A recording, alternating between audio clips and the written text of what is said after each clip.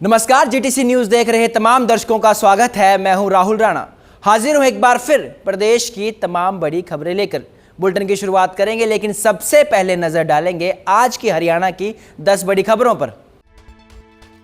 पंचकुला से सीएम सैनी ने शुरू किया स्वच्छता अभियान। नायब सैनी ने झाड़ू लगाकर दिया स्वच्छता का संदेश। एक पेड़ मां के नाम के तहत सीएम ने किया पौधारोपण। पीएम मोदी के जींद कार्यक्रम की तैयारियों का सीएम सैनी ने लिया जायजा। देश की पहली हाइड्रोजन ट्रेन का करेंगे शुभारंभ। पीएम के स्वागत में दुल्हन की तरह सज रहा जींद। प्रदेश के मुख्यमंत्री नायब सिंह सैनी ने हिसार को दी बड़ी सौगात। कई विकास परियोजनाओं का किया शिलान्यास। सीएम बोले, नई शिक्षा नीति के अनुरूप आगे बढ़ रहा हरियाणा। विद्यार्थियों को मिलेंगे नए और बेहतर अवसर। हरियाणा सीएम के स्पेशल ऑफिसर बने भोपाल सिंह खदरी। एचएसएससी चेयरमैन पद से दिया था इस्तीफा। पूर्व सांसद के राजनीतिक सचिव रह चुके सीएम के ऑफिस में देखेंगे जनता की शिकायतें।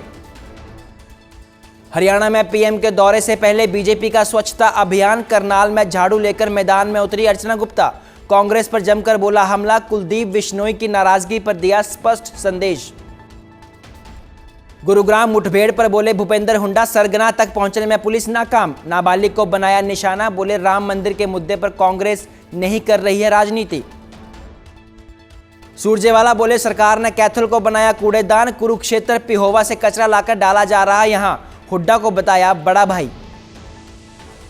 अभय चौटाला का बीजेपी सरकार पर बड़ा हमला। एलानाबाद की अनदेखी पर गरजे अभय। बोले, पानी यूरिया के संकट से लगातार जूझ रहा किसान। विशेष सत्र में सभी मुद्दे उठाएगी इनेलो। ट्रेड डील के खिलाफ किसानों का बिगुल। 15 जुलाई को किसान निकालेंगे बाइक यात्रा। अमेरिका ट्रेड डील का किसान लगातार कर रहे हैं विरोध। और पहाड़ों पर बारिश से हरियाणा में आफत। यमुना और मारकंडा नदी उफान पर। खेतों में घुसा पानी। न्यूनतम तापमान में दर्ज की गई मामूली सी बढ़ोतरी। और अब खबरें विस्तार से। प्रदेश के मुख्यमंत्री नायब सिंह सैनी ने पंचकुला में स्वच्छता अभियान की शुरुआत की। पंचकुला के सेक्टर 20 की मार्केट में स्वच्छता अभियान कार्यक्रम की शुरुआत झाड़ू लगाकर और कूड़ा उठाकर की गई। इस दौरान सीएम सैनी ने एक पेड़ मां के नाम अभियान के तहत पौधारोपण भी किया। मुख्यमंत्री नायब सिंह सैनी ने पत्रकारों से बात करते हुए कहा कि उन्होंने संकल्प लिया है कि वे जहां भी जाएंगे वहां कम से कम 100 पौधे लगाएंगे। जलवायु परिवर्तन का प्रभाव पूरी दुनिया महसूस कर रही है और पिछले कुछ वर्षों में बड़े पैमाने पर पेड़ों की कटाई होने से पर्यावरण पर गंभीर असर पड़ा है। ऐसे में प्रत्येक नागरिक को पौधारोपण को जन आंदोलन बनाना चाहिए ताकि आने वाली पीढ़ियों को स्वच्छ और सुरक्षित वातावरण मिल सके। देश के यशस्वी प्रधानमंत्री आदरणीय मोदी जी 17 तारीख को हरियाणा विजिट के ऊपर आ रहे हैं और पार्टी ने निर्णय किया है कि 17 तारीख तक हर रोज पूरे हरियाणा प्रदेश के अंदर स्वच्छता अभियान चलेगा। और उसको लेकर के आज इसकी शुरुआत मैंने पंचकुला से की है। अलग अलग स्थानों पर हमारे मंत्रीगण, हमारे सांसदगण, हमारे विधायकगण, पार्टी के सभी पदाधिकारी इस स्वच्छता अभियान में जुड़ करके आदरणीय प्रधानमंत्री जी के उस संकल्प को आगे बढ़ाने का काम करेंगे। प्रधानमंत्री जी हरियाणा में आ रहे हैं, हम सब के लिए बड़े सौभाग्य की बात है। बड़ी परियोजनाएं हरियाणा को देंगे। एक हाइड्रोजन ट्रेन को हरी झंडी दिखाएंगे। वहां पर और भी बहुत सारी हरियाणा प्रदेश के विकास के लिए बहुत सारी परियोजनाओं के उद्घाटन और शिलान्यास भी आदरणीय प्रधानमंत्री जी करेंगे। उसी उपलक्ष्य में 17 तारीख तक ये हर कार्यकर्ता पार्टी का और मिलकर के सरकार के साथ स्वच्छता अभियान ये चल रहा है। मुख्यमंत्री नायब सिंह सैनी ने हिसार स्थित जंबेश्वर विज्ञान एवं प्रौद्योगिक विश्वविद्यालय में आयोजित कार्यक्रम में महत्वपूर्ण विकास परियोजनाओं का लोकार्पण और शिलान्यास किया। इस दौरान उन्होंने खेजडली महाबलिदान स्मृति शिल्प, माता अमृता देवी सर्कल और नर्सिंग विभाग के नए भवन का लोकार्पण किया, जबकि छात्राओं के लिए बनाए जाने वाले आधुनिक गर्ल हॉस्टल का भी शिलान्यास किया गया। मुख्यमंत्री ने कहा कि ये सभी परियोजनाएं प्रदेश में गुणवत्तापूर्ण शिक्षा और आधुनिक आधारभूत सुविधाओं को नई मजबूती देंगी। उन्होंने कहा कि राज्य सरकार का उद्देश्य विद्यार्थियों को बेहतर शैक्षणिक वातावरण और आधुनिक संसाधन उपलब्ध करवाना है ताकि युवाओं को भविष्य की चुनौतियों के लिए तैयार किया जा सके। सीएम सैनी ने कहा कि प्रधानमंत्री नरेंद्र मोदी के नेतृत्व में लागू नई राष्ट्रीय शिक्षा नीति के अनुरूप हरियाणा में शिक्षा, अनुसंधान और कौशल विकास को लगातार मजबूत किया जा रहा है। साथियों, मुझे खुशी है आज अत्यंत गर्व की अनुभूति भी हो रही है कि इस विश्वविद्यालय के परिसर में खेजड़ली महाबलिदान स्मृति शिल्प और माता अमृता देवी सर्कल का भी आज लोकार्पण हुआ है। और इस स्मृति को स्थायी रूप दे करके साथियों केवल इतिहास का सम्मान नहीं किया है, बल्कि भावी पीढ़ियों के लिए एक जीवंत प्रेरणा का केंद्र भी यहां बनाया गया है। साथियों, आज स्वास्थ्य सेवाओं और चिकित्सा शिक्षा को मजबूत करने के उद्देश्य से विश्वविद्यालय में नर्सिंग विभाग के एक नए भवन का भी आज लोकार्पण हुआ है। और इसके साथ साथ साथियों, आज कितना ऐतिहासिक और पवित्र दिन है जहां हमने माता अमृता देवी उनकी प्रतिमा का अनावरण किया है। वहीं विश्वविद्यालय में छात्राओं के लिए गर्ल हॉस्टल का शिलान्यास भी किया है। साथियों, इन सभी परियोजनाओं के ऊपर जो लागत आएगी वो 7 करोड़ 58 लाख रुपए की लागत से ये बनकर के तैयार होंगे। करनाल में भारतीय जनता पार्टी की हरियाणा प्रदेश अध्यक्ष अर्चना गुप्ता एक अलग ही अंदाज में दिखाई दी। हाथों में झाड़ू लेकर उन्होंने स्वच्छता अभियान की शुरुआत की और कार्यकर्ताओं के साथ स्वयं सफाई अभियान कर श्रमदान किया। ये अभियान जींद में प्रधानमंत्री नरेंद्र मोदी के प्रस्तावित दौरे से पहले पूरे प्रदेश में चलाए जा रहे स्वच्छता अभियान का हिस्सा है। कार्यक्रम की शुरुआत से पहले अर्चना गुप्ता ने भगवान श्री परशुराम की प्रतिमा पर पुष्प अर्पित कर आशीर्वाद लिया और प्रदेशवासियों से भी इस अभियान में सहभागी बनने की अपील की। राजनीतिक सवालों का जवाब देते हुए अर्चना गुप्ता ने कांग्रेस पर तीखा हमला बोला। उन्होंने कहा कि भारतीय जनता पार्टी सेवा और समर्पण की राजनीति करती है, जबकि कांग्रेस केवल सत्ता और स्वार्थ की राजनीति में विश्वास रखती है।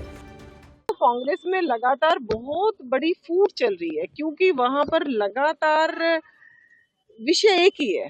भारतीय जनता पार्टी का चाहे कार्यकर्ता है चाहे नेता है, वो एक विचार के साथ खड़ा है, और वो विचार के साथ जो खड़ा है, चाहे वो हमारे प्रधानमंत्री हैं चाहे हमारे मुख्यमंत्री हैं।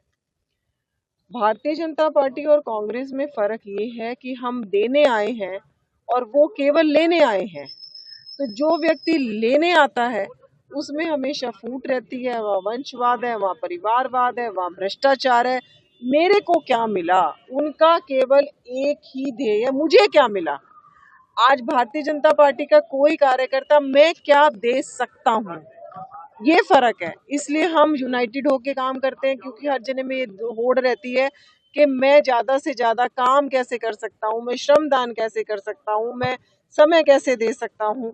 और वहाँ केवल ये होड़ है कि मुझे पावर चाहिए, मुझे सत्ता चाहिए, मेरे परिवार को पावर चाहिए, मेरे परिवार को सत्ता चाहिए, और जो भी हो सिर्फ मेरे परिवार का हो। एक वहां पर भी तो आम साधारण कार्यकर्ता कांग्रेस पार्टी में भी तो होगा।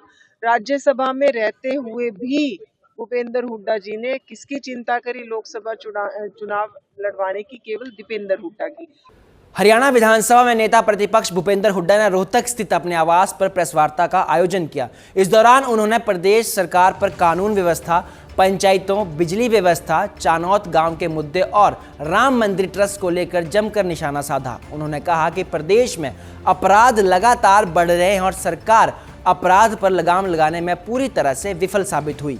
पैरेलल लाइन चलाने का मतलब कोई नहीं, और वो भी पैरेलल लाइन फिर पिकेट चूज करेंगे, इंडस्ट्री को देंगे और बड़े देंगे, उसका सीधा नुकसान किसान को और गरीब आदमी को, मध्यवर्ग को। तो ये बिल्कुल विड्रॉ करना चाहिए। और जो 11 उसको दिया उन्होंने पैरेलल लाइन बिछाने के लिए, तो एक तो दूसरा ये तो चैनत गांव है, उसमें कई दिन से वो चल रहा है। हमारे विधायक भी गए थे, बलराम दांगी जी, शकुंतला जी, और भी कल विधायक गए हैं, साथ गए थे। तो ये जायजा लेके आए हैं। वहाँ जो उनके साथ बड़ा धोखा किया गया, वो मांग ले रहे थे, मांग तैयार भी थे वे, छोड़ो उसका समाधान निकल रहा था, लेकिन सरकार के प्रशासन ने खड़े होकर टी लगा दी वहाँ और फिर टी उखाड़ दी। ये धोखा क्यों दिया उनको? भाई पीने का पानी सबको हक है, पाइपलाइन हंसी जाती है, एक वहाँ चयनित के लिए बनाएं, ड्रिंकिंग वाटर सबको चाहिए। हमारे ये ना तो हाँसी का पानी कम हो और चयनित को ड्रिंकिंग वाटर मिल जाए। ये जो वहाँ एक अनरेस्ट हुआ है इलाके में, सरकार को तुरंत बैठ के बातचीत के द्वारा इसका समाधान निकालना चाहिए और ड्रिंकिंग वाटर देना चाहिए। कैथल में कांग्रेस के राष्ट्रीय महासचिव रणदीप सिंह सुरजेवाला ने भाजपा सरकार पर जुबानी हमला बोला। सुरजेवाला ने कहा कि कैथल कोई कूड़ादान नहीं है जहां कुरुक्षेत्र और पिहोवा का कचरा लाकर खुराना रोड पर बने डंपिंग यार्ड में डाला जा रहा है। हरियाणा में भाजपा सरकार ने 40 साल का कचरे का ठेका दे दिया, इसकी कोई ज़रूरत नहीं थी। इसके बाद शाहबाद, पिहोवा, राजौंदा और पुंडरी का कूड़ा भी कैथल लाया जा रहा है। वहीं सुरजेवाला ने हुड्डा द्वारा समर्थन के सवाल पर कहा कि भूपेंद्र सिंह हुड्डा उनके बड़े भाई हैं, उनका समर्थन और आशीर्वाद हमेशा मुझ पर बना रहेगा। खेती और किसानी पर बीजेपी सरकारों ने आक्रमण बोल रखा है। वो ये चाहते हैं कि किसान और खेत मजदूर उसकी रोजी रोटी लूट लें, जैसे उन्होंने भगवान श्री राम मंदिर के चढ़ावे को लूटा है उसी तरह, क्योंकि खेती और किसानी भी मंदिर की तरह ही है, ये उससे कम नहीं। ये भी एक पूजा है, उससे कम नहीं। ये उसे लूटकर हरियाणा विशेष तौर से और हिंदुस्तान के किसान और खेत मजदूर को बड़ी बड़ी कंपनियों का गुलाम बनाना चाहते हैं। हिमाचल प्रदेश में सेब पैदा करने वाला किसान आज अडानी की कंपनी का गुलाम बन गया है। ढांड की अनाज मंडी में जो इस जिले में है, वहाँ की अनाज मंडी पर तालाबंदी हो गई और अब हम अडानी के साइलों के गुलाम बन गए हैं, ढांड के इलाके के सब लोग। यही मॉडल ये लागू करना चाहते हैं। अब समालखा में 100 एकड़ में अडानी का साइलो बनवाकर और बाकी हरियाणा और हिंदुस्तान में भी हर वो व्यक्ति, वो किसी भी राजनीतिक दल से हो, जिसका खेत, किसान, खलिहान और मजदूर के अंदर जिसकी रुचि है या जो उसका हिस्सा है, आज ये उनका धर्म है कि वो बीजेपी की सरकारों के खिलाफ संघर्ष करें। यही हम सबका संदेश है। सिरसा में इनेलो के राष्ट्रीय अध्यक्ष अभय सिंह चौटाला ने एक बार फिर हरियाणा सरकार पर निशाना साधा है। एलनाबाद क्षेत्र की समस्याओं को लेकर उन्होंने भाजपा सरकार को घेरा और पेयजल संकट, यूरिया खाद की कमी और सिंचाई के लिए पानी की समस्या पर सवाल उठाए। अभय चौटाला ने आरोप लगाया कि एलनाबाद क्षेत्र के विकास की अनदेखी लगातार की जा रही है। साथ ही उन्होंने कांग्रेस और पूर्व मुख्यमंत्री भूपेंद्र सिंह हुड्डा पर भी राजनीतिक वार किया। उन्होंने कहा कि विधानसभा के विशेष सत्र में इनेलो के दोनों विधायक किसानों, युवाओं और आम जनता से जुड़े मुद्दों को वह मजबूती से उठाएंगे। मुख्यमंत्री को हरियाणा की कोई चिंता नहीं, ये तो लोगों का बनाया हुआ मुख्यमंत्री, ये थोपा हुआ है। और थोपने के बाद भी कहीं मुख्यमंत्री की हैसियत इतनी तो होनी चाहिए कि वो अपने फैसले लागू करवा सके। ये तो अपनी तरफ से कोई फैसला करता है, मनों डालकर उसको बदल देता है। जयललिता गांव के पानी का मामला ले, इस मुख्यमंत्री के कहने से डी लगी, क्योंकि कहने से डी उखाड़ दी गई। ये सबको पता है मुख्यमंत्री कहाँ है। तो ये मान के चलो कि इन्होंने हरियाणा का मुख्यमंत्री बना करके पंजाब की जिम्मेवारी लगा रखी है कि आप पंजाब में किसी तरह भाजपा का ग्राफ बनाओ, बढ़ाओ। लेकिन ऐसे व्यक्तियों पे कोई भी भरोसा नहीं करे। पंजाब के लोग इतने बेवकूफ थोड़ी हैं। हरियाणा पंजाब की सीमाएं लगती है, रोज एक दूसरे से मिलते हैं, एक दूसरे से पूछते हैं। यहाँ का आदमी तो खुल करके कहता है कि हमारा मुख्यमंत्री तो रवि है।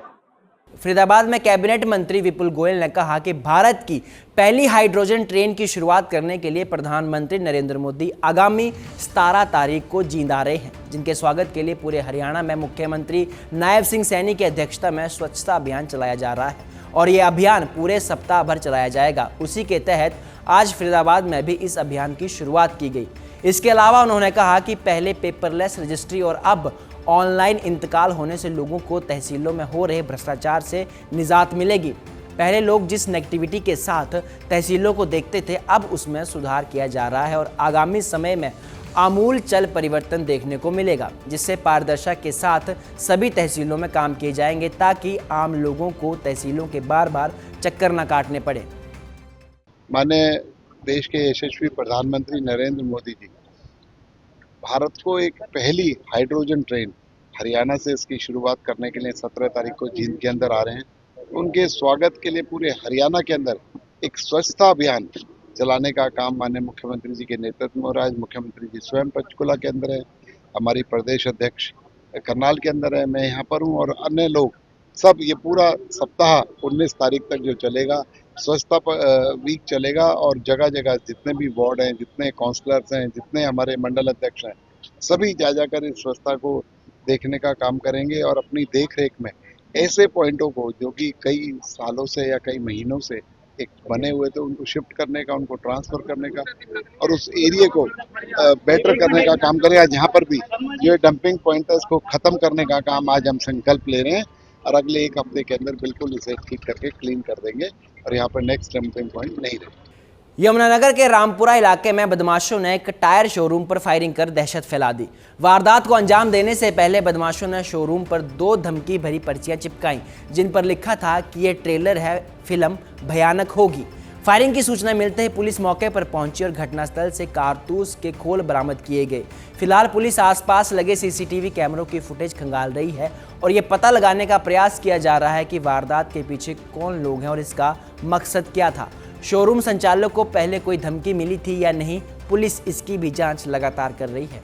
थोड़ी देर पहले है ना चौकी में सूचना मिली थी और सूचना मिलने पर यहाँ सब्रवाल टायर पे पूरा मार्केट में आया है, जो यहाँ पता लगा कि किसी ने यहाँ पर गोली चलाई है। बाकी यहाँ छानबीन चल रही है, सीन ऑफ क्राइम टीम बुला ली है तो मुआयना चल रहा है। कितने फायर हैं कुछ पता लगा?